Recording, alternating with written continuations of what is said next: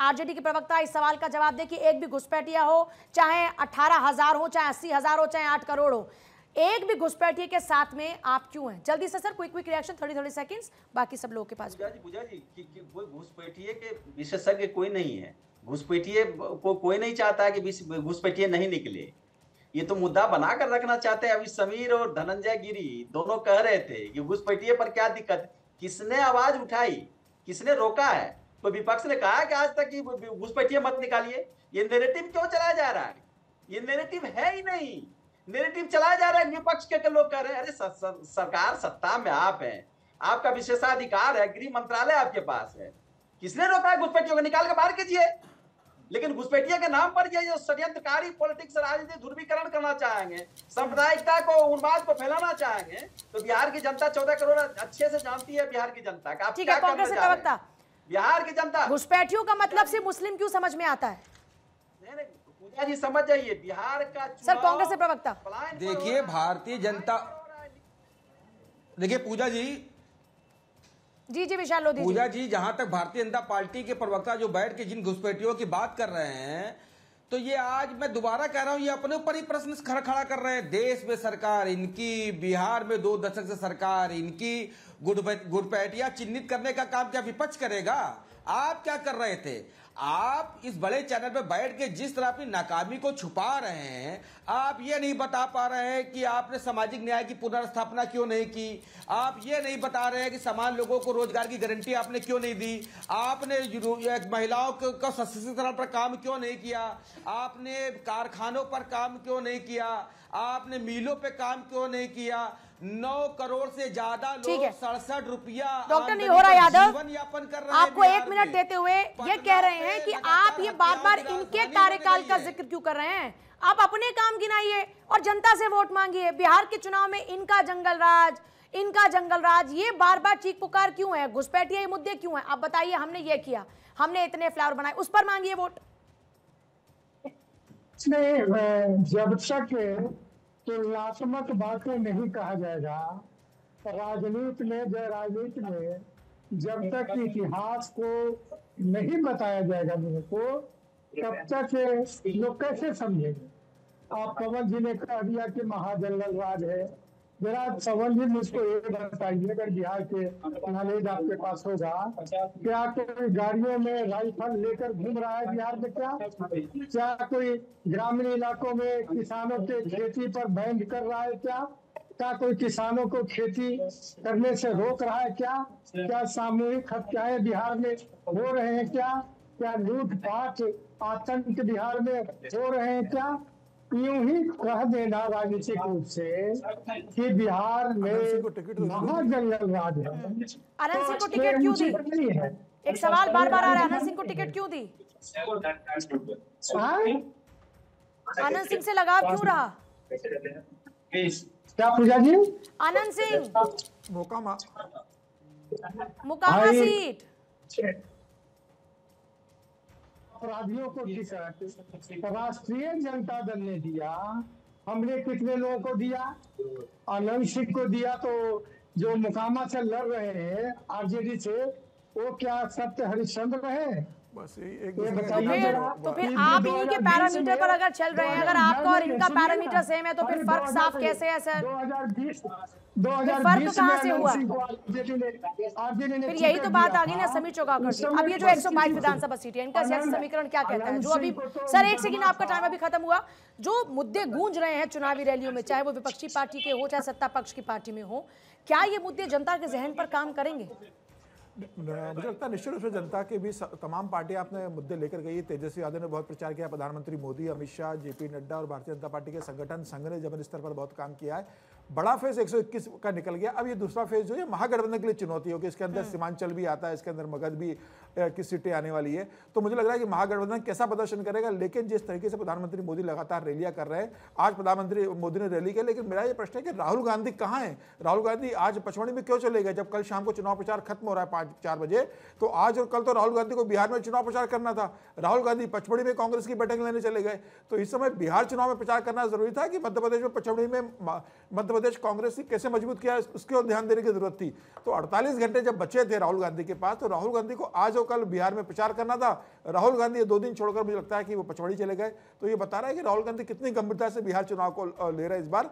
और मुझे लग रहा है कि जिस तरीके से वोट परसेंट फर्स्ट फेज में बढ़ा था, 65% के करीब वोटिंग हुई है, 9% वोट बढ़ा है। महिलाओं का 7.5 से 8% ज़्यादा वोटिंग महिलाओं ने पुरुषों की तुलना में की है।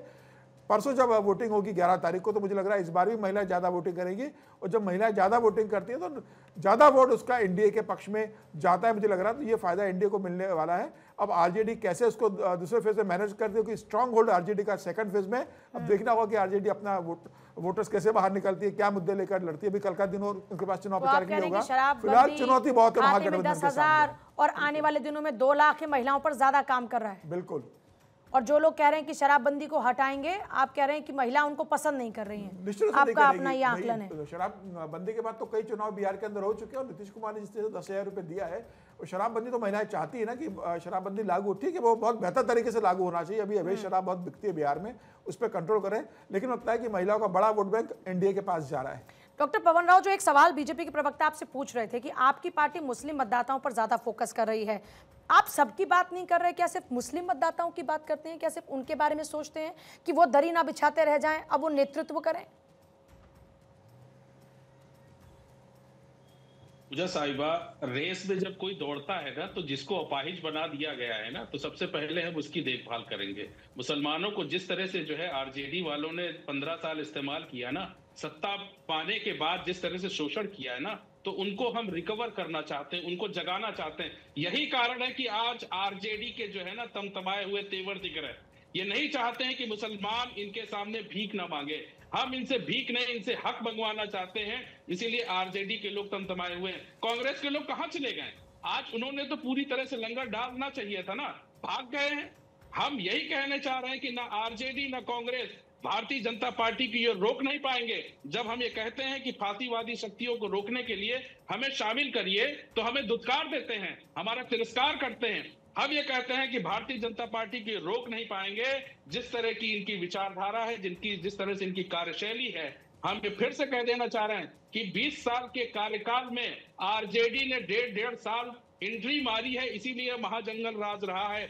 इसलिए हम बार बार कह रहे हैं 20 साल के कार्यकाल में आरजेडी के 3 साल महाजंगल राज बनाने में जो है ना सबसे महत्वपूर्ण भूमिका निभाने का काम किए हैं। हम बार बार इसलिए कह रहे हैं, इस बात को समझना चाहिए, आरजेडी और कांग्रेस भारतीय जनता पार्टी को बिहार में तो सरकार सिर्फ मुस्लिम बनाने के से सारे नहीं तो रोक सर पा सरकार रहे बन हैं। नहीं सकती है। इसके लिए ये जनता से माफी विधायक अगर मांगेंगे। जीतेंगे तो समर्थन देंगे। मैं वही उसी सवाल पर आ रही थी कि सिर्फ मुस्लिम के सारे तो अब सत्ता में आ नहीं सकते हैं, तो फिर सत्ता में अगर आप चाहते हैं कि मुसलमान सशक्त हों आपके मुताबिक, तो फिर किसके साथ जाएंगे?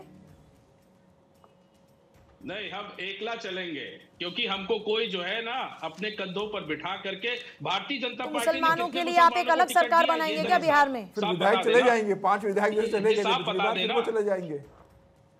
समीर जी कह रहे हैं पिछली बार नहीं, 5 नहीं, चले गए नहीं, थे, फिर लाओगे, फिर चले जाएंगे। नहीं, बिकने वालों को तो दुनिया में आज तक कोई नहीं रोक पाया। बिकने वाला तो बिकेगा, लेकिन हम अपनी आवाज को बुलंद करेंगे और एक वक्त आएगा कि हम सत्ता तक पहुंचेंगे और सत्ता तो में कैसे पहुंचेंगे सत्ता तक? सिर्फ मुस्लिम वोट बैंक के सारे तो नहीं पहुंच सकते हैं सर, सिर्फ मुस्लिम वोट बैंक के सारे तो नहीं पहुंचेंगे। और अगर आप देश की सत्ता में आना चाहते हैं तो सिर्फ अगर आप मुसलमानों की बात करेंगे तो भी, तो फिर बाकी के लोगों का क्या? आप उनकी नहीं है। इस हिंदू समाज में भी बहुत सारा शोषित वर्ग है, वो नहीं है आपका। और सिर्फ जाति और धर्म में शोषित वर्ग क्यों देखते हैं आप? नहीं, बिल्कुल नहीं। हम सभी को साथ में लेकर के चल रहे हैं। हमारे 2 प्रत्याशी हैं जो नॉन मुस्लिम हैं, हम उनको लेकर के सबको साथ में लेकर के चल रहे हैं। लेकिन पहली प्राथमिकता हमारी ये है कि जिसको ठीक है विशाल लोधी जी, राहुल गांधी इतना इंपॉर्टेंट चुनाव छोड़ के क्यों चले गए एमपी? जल्दी से, फिर मैं बीजेपी के प्रवक्ता के पास जाऊंगी। सर आ रही हूँ, 30 सेकंड रहेगा सर, जल्दी से। विशाल लोधी। राहुल गांधी लगातार बिहार, पूजा जी रिक्वेस्ट है अपने देखिए राहुल गांधी बस सर आपके पास आ गए। वोट चोरी पर बिहार में जो यात्रा निकाली उसमें 16 दिन तक रहे। और आप सर एग्जाम से पहले कितनी पढ़ाई कर लो उसका मतलब नहीं है ना सर। हमारी पार्टी के बड़े बड़े नेता मल्लिकार्जुन खड़गे जी, आज खुद प्रियंका गांधी जी कदुआ में, बरारी में, पुड़िया में प्रियंका गांधी जी की भी जनसभा लगी हुई थी। तो कुल मिला के ये भारतीय जनता पार्टी के द्वारा जो तैयार किए मुद्दे हैं, इस पे बिहार चुनाव लड़ने नहीं जा रहा है। बिहार चुनाव लड़ने जा रहा है बिहार के मूल मुद्दों पे। एग्जाम से पहले चाहे कितने बीजेपी ट्यूशन ले लो और सर, बीजेपी एग्जाम की के रूम में तो पार्टियां बैठना ही हों। पड़ता है ना। एग्जामिनेशन रूम में बैठे बगैर ट्यूशन का क्या फायदा? आज एग्जाम धनंजय गिरी जी चलिए जल्दी से। पूजा जी पहली वोटिंग में बिहार की जनता सर आप ने चलिए जल्दी से सर, दिखा वक्त दिया नहीं है। बचा धनंजय गिरी, फिर मैं आपको भी दूंगी Rajkumar ji 30 second. Dhananjay ji sir please, समय नहीं है धनंजय गिरी जी। विजय सिन्हा जी ने जिस सर, समय नहीं है धनंजय गिरी जी। वो जग जाहिर है। पूजा जी देखिए, ये तरीका ठीक नहीं है। जब आपने मेरा नाम बोल दिया तो सर समय का मैं प्लीज आ जाइए ना पॉइंट पर। देखिए पूजा जी, कांग्रेस पार्टी तो राजनीति, पूजा जी देखिए राजनीतिक रेस से तो कांग्रेस पहले ही बाहर है। कांग्रेस पार्टी की कोई गिनती ही नहीं है, कहीं चुनाव में है ही नहीं। दूसरी बात, राजद की अगर आप बात करें तो राजद की ललटेन बुझ चुकी है। ये सबको पता है, सबने हार मान ली इन लोगों ने। जनता ने भर भर के हमें आशीर्वाद दिया है और उसका दो कारण है। एम वाई का जो समीकरण लालू यादव ने बनाया था, एम जो मौन था मुखर हो गया। वैसी जैसी पार्टियां ये कह रही है कि भाई हमको दरी बिछवाया है, अपना हक मांगने लगे हैं। दूसरा वाई फैक्टर जो था यादव, उनमें भी एक बहुत बड़ा फ्रेगमेंटेशन आया है। यादवों को लग रहा है कि भाई जो लालू यादव पारंपरिक रूप से कृष्ण के करीब यादव खुद को मानते हैं, तो होली मनाते हैं। हमारे यहाँ गाया जाता है कि जमुना तट श्याम खेले होली कृष्ण भगवान पर। लेकिन अब लालू यादव जब हेलोविन मनाने लगे तो यादवों में भाई फर्केशन आया कि भाई हम कृष्ण के करीब रहे। ठीक है, बता दीजिए राजकुमार जी, आपको मुश्किल से 10 सेकंड दे पाऊंगी सर, जवाब दे दीजिए इसका जल्दी से। पुत्र पूछ रहे हैं। पूजा जी, ये जितनी चीजें बोलनी है बोल ले। ये कनपट्टी, कट्टा, जंगल राज, बंदूक की बात करें, हम कलम की बात करते हैं। नीति आयोग के इंडेक्स में बिहार पिछड़ा राज्य है, सबसे गरीब राज्य है। ये इनका विकास का ब्लूप्रिंट है। चलिए ठीक है, आप सभी का बहुत शुक्रिया। आप सभी के ब्लूप्रिंट जनता के सामने हैं और जनता इन ब्लूप्रिंट के आधार पर अपना एक बार तो फैसला कर चुकी है। दूसरे फेज की बारी और है और उसके बाद और क्लियर हो जाएगा कि किसकी बातों पर जनता को यहाँ पर एतराज है और किसकी बातों पर एतबार ज्यादा है। बस कुछ ही दिन का वक्त और बाकी नतीजे साफ कर देंगे कि जनता को किस पर भरोसा ज्यादा है।